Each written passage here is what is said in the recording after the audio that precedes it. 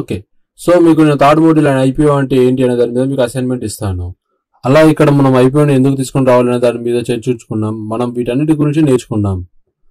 అలా మన యొక్క మొదటి అసైన్మెంట్ ఏమిటంటే మనం ఈ మధ్య లాంచ్ అయిన మరియు హైయెస్ట్ సబ్స్క్రిప్షన్ పొందిన లేటెస్ట్ ఐపీఓని ఫైండ్ చేయాలి.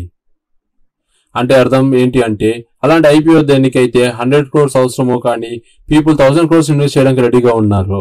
అలా ఏ ఐపీఓ ఉంది అని మీరు ఫైండ్ చేయాలి. సెకండ్ అసైన్మెంట్ మీరు ఏది అనేది ఫైండ్ అవుట్ చేయాలి. ఆ కంపెనీ ఫిక్స్డ్ ప్రైస్ మెథడ్ లో ఐపీఓని వాడింది.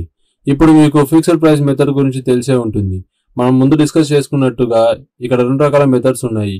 ఇక్కడ మీరు ఏ కంపెనీ అనేది ఇలాంటి ఫిక్స్డ్ ప్రైస్ మెథడ్ ని వాడిందో కనుక్కోండి. మీ దగ్గర ఉన్న థర్డ్ అసైన్మెంట్ ఏంటంటే ఐపీఓ యొక్క మేజర్ బెనిఫిట్స్ ఏంటి, మనం ఎందుకు ఐపీఓలో ముందు నుంచే ఎందుకు ఇన్వెస్ట్ చేయాలి మరియు ఎందుకు వాళ్ళు లిస్ట్ చేసే వరకు ఉండకూడదు. అలా మీరు ఐపీఓలో మొదటిలోనే ఇన్వెస్ట్మెంట్ చేయాలి. మీ యొక్క ఫోర్త్ అసైన్మెంట్ ఏంటి అంటే మీరు ఈ మధ్య లాంచ్ అయిన పర్టికులర్ ఐపీఓ యొక్క సబ్స్క్రిప్షన్ స్టేటస్ ని చెక్ చేయండి. ఇప్పుడు లాంచ్ అవ్వబోతున్న ఏదైనా ఐపీఓ ఉంటుందా, అప్పుడు మీరు ఏం చేయాలి అంటే అప్పుడు దాని యొక్క సబ్స్క్రిప్షన్ ని ఫైండ్ చేయాలి.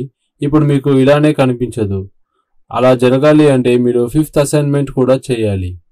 ఏదైతే ఐపీఓకి మీరు అప్లై చేస్తారో కాబట్టి మీకు తెలుసు మీరు ఏ ఐపీఓకి ఇలా ర్యాండంగా అప్లై చేయకూడదు. ఇలా నేను మొదట సబ్స్క్రిప్షన్ స్టేటస్ ని చూడాలి. ఒకవేళ సబ్స్క్రైబ్ అయ్యి ఉంటే దాన్ని ముందు చెక్ చేయాలి. సో గైస్, ఇది థర్డ్ మాడ్యూల్ యొక్క అసైన్మెంట్స్. మీకు ఏమైనా క్వరీస్ ఆర్ కామెంట్స్ ఉంటే వీడియో కింద ఉన్న సబ్స్క్రిప్షన్ బటన్ క్లిక్ చేసి అక్కడ పోస్ట్ చేయండి.